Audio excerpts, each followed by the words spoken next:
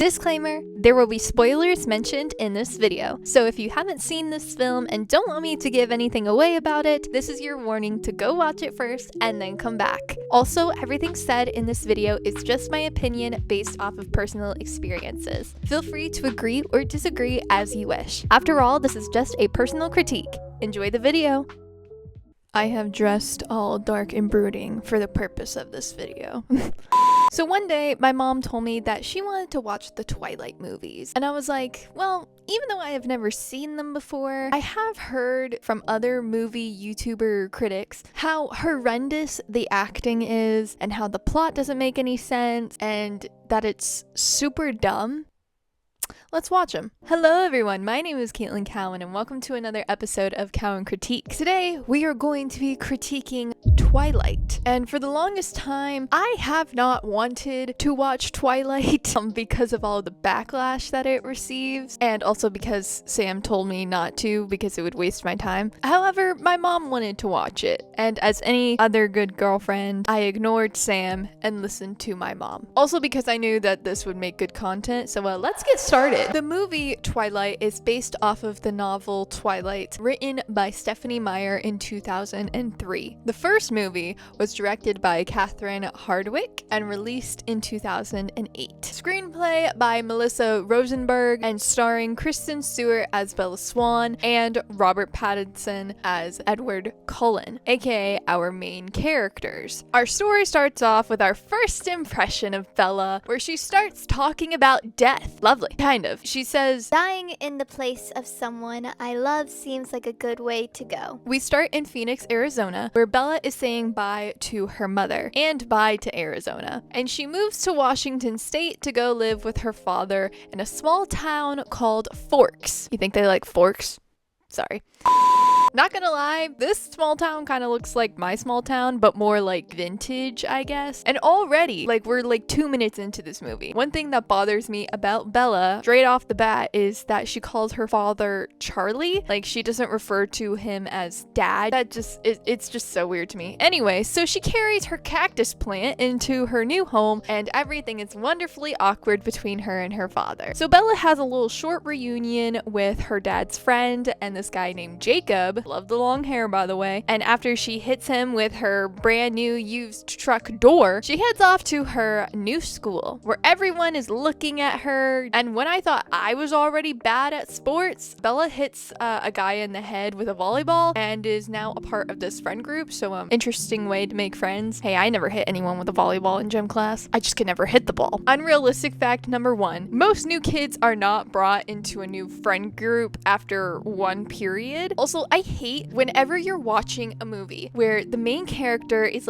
the new kid, everyone just fawns over her immediately because she's the main character. This guy just kisses her cheek and just runs away. What? Yeah, that's unrealistic fact number 2. Most people just don't care who you are. I don't mean to be getting frustrated already. But anyway, so now it is time to meet the Cullen. And when I thought that Bella and Edward didn't stare at each other enough in the first scene, boy was I wrong, because Edward especially stares at her in biology just way too long. Oh my gosh, I would have slapped him. But after biology, Bella follows Edward to the office where he's trying to change classes already after just sitting next to Bella. And we, the audience, are meant to ask ourselves, I wonder why he doesn't like her. She's the main character. Who wouldn't like her?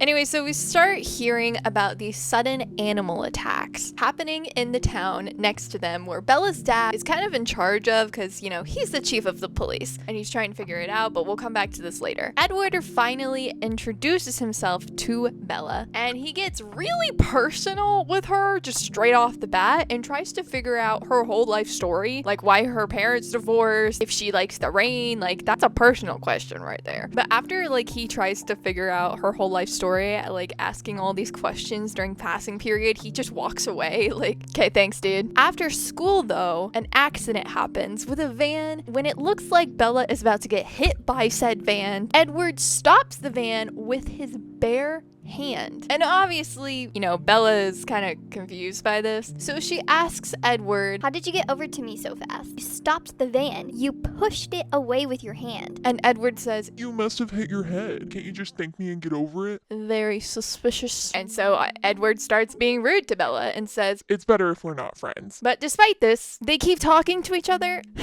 Like, she mentions how, like, his emotions are, like, giving her whiplash, but it's just like, yeah, I can see why. Red flag number 1. Anyway, so when Bella goes to the beach with her friends, she invited Edward, but he was like, no. She meets up with Jacob, and he explains to her about this little treaty that he has between his family and the Cullens. And basically, they can't cross each other's land. And Bella finds this to be really weird, so she Googles the treaty and finds out that there is this bookstore that might have a book that can help her with some answers. Okay, spoiler alert. Then again, you're watching this video, so you're getting a whole bunch of spoilers. She only looks at the book twice, like at most. She looks at 2 pages. I'm not even kidding. Anyways, she's trying to find out more about Edward. That's why she got this book, blah, blah, blah. But when it looks like she's about to be jumped by these disgusting guys, that just proves that getting this book was definitely not worth it, especially if you only look at it twice. Edward comes to save the day by almost running them over and staring at them. What he does best. And after breaking a ton of traffic laws, Edward takes Bella out to dinner. And at this dinner, she finds out that Edward can read minds. He also admits that he feels like he just should protect her. Like, he just feels obligated to protect her. I don't know why I said it like that. And that he doesn't have the strength to stay away from her. I don't know, man. Like, I feel like he can only get away with these kinds of lines because he's attractive. I swear, if any guy just came up to you and wasn't attractive, that's very important, just came up to you and said that he must protect you, feels like he can't stay away from you, like, run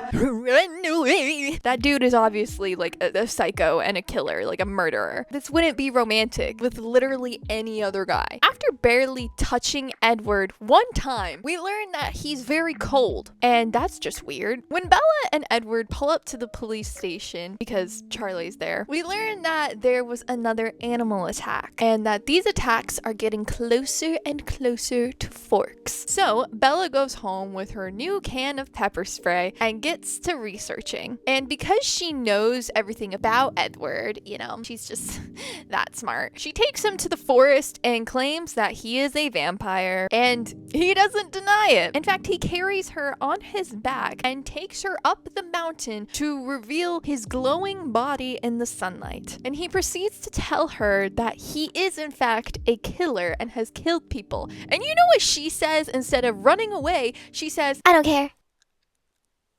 And then he says, I wanted to kill you too. And again, she just doesn't care. Once again, these lines only work because he's attractive. No one would actually fall for this. Maybe, I don't know, Bella is a little bit funky. And again, after not knowing each other for very long, Bella decides that she is in love with him.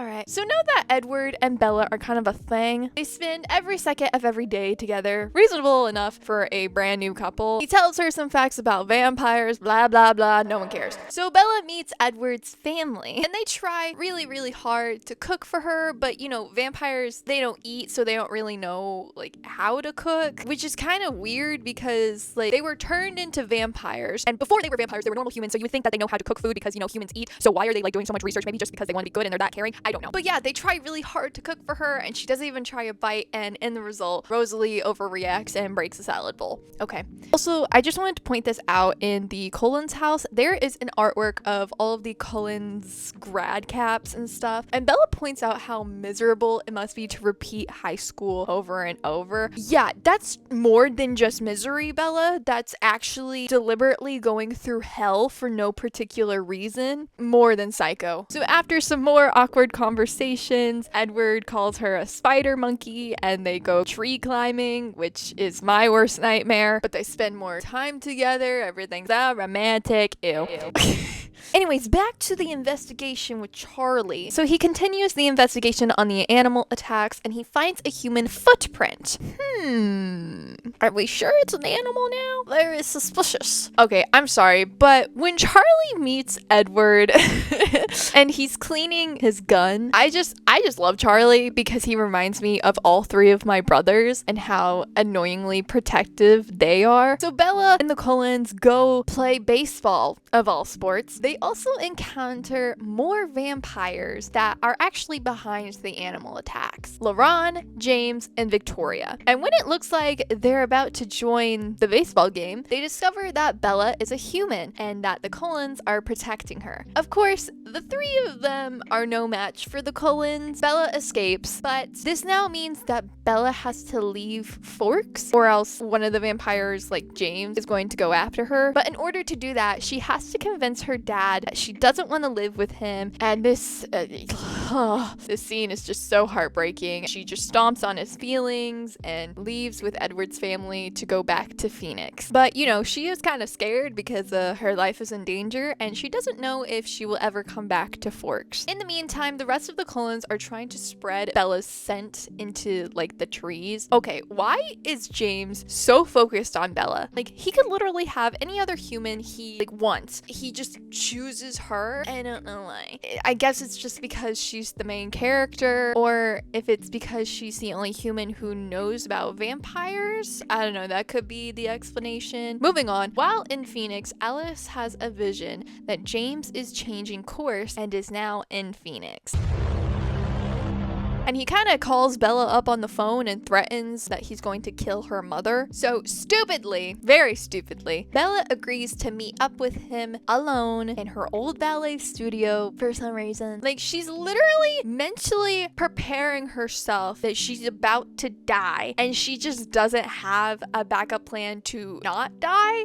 Alright, Bella's mom is not even there. Of course, she was like in Florida or something, which Bella knew, but anyways. So after tricking her, James throws Bella across the floor and breaks her leg. And Edward finally shows up to save Bella, but he's kind of losing the fight right now. And James bites Bella, and she's starting to feel the vampire venom, aka she's starting to like slowly turn into a vampire. So after James, what was that? So after defeating James, Edward sucks the venom out of Bella's system and she's not turning into a vampire. And after some weird country music and Bella being cross-eyed for a second, turns out she's completely fine. Yay. So she goes to the hospital, her mom is there, and she says that Bella fell down 2 flights of stairs and went through a window. Realistically, ouch. Edward tries to convince Bella to go to Jacksonville with her mother and, you know, to not be with him anymore because he's like too dangerous. And I'm sorry, what bothers me about Bella, another thing that bothers me about Bella, is that she doesn't cry. I have not seen this girl cry once. I know she's Not like other girls. but like most girls cry in this situation, especially if like your boyfriend is trying to break up with you. Most girls cry. I'm not just speaking from personal experience. Most girls cry in this situation. I would be bawling on the floor if Sam said that to me. So Bella goes back to Forks and her and Edward go to prom. And at the prom, which looks just so much more fun than my prom, because number one, it looked better design-wise, and two, it had better music and actually played slow songs, and they probably also didn't have to pay hundreds of dollars for tickets to prom. They probably got them for free. Sorry, I don't mean to be bitter, but you know, my high school sucked, so whatever.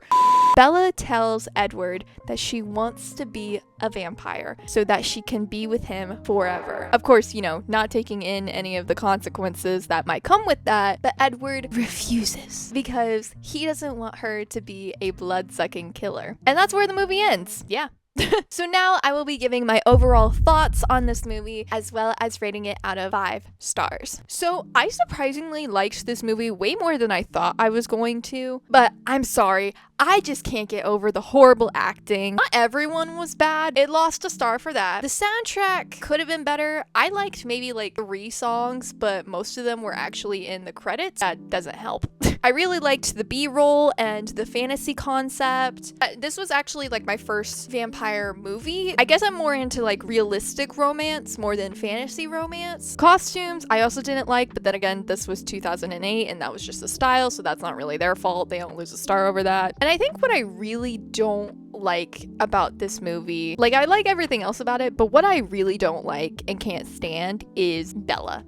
This character is just so annoying. I see her as like an emotionless, moody teenager, doesn't make the best decisions, but then again, that's like any other teenager in existence. She's just like a negative Nancy all the time, and yet she doesn't cry. I don't know. I just don't like Bella. I just don't like the character. And I don't understand why so many people like fawn over her. I hate how they made this character the main character, giving her so much main character energy and having her pursue the I'm not like other girls character is just so I don't like it. I'm sorry. Speaking of, I'm not like other girls. Edward is very similar, but in a more creepy sense. You know how they explain in the movie this quote, Everything about me makes you can't resist me. yeah, something like that. By him saying that he watches her sleep, wants to be around her constantly, and has killed people. I mean, dude, this is just a nicer, more attractive version of Ted Bundy. Oh, let's not use Ted Bundy. Let me find a less horrific comparison. He's like that one F-boy in every high school. Yeah. I give this movie 2 stars. 1 for the plot idea, because I thought it was actually kind of good, like the whole vampire-esque whatever, and 1 for the romance. Even though it's very unrealistic and only happened because he was attractive. That's kind of how all these movies kind of go, so I only appreciate the romance because their chemistry got better and their love for each other is kind of cute, but it is very young love coded, but I can't complain since I've been with Sam since I was 17 also. Honestly, before watching this movie, I thought that the score would be lower, so meh. So thank you guys so much for watching this episode of Cowan Critiques. I hope that you have enjoyed it. Once again, if you have any movie recommendations, please let me know in the comments below. And I will see you guys in the next film or Cowan Critique. Bye!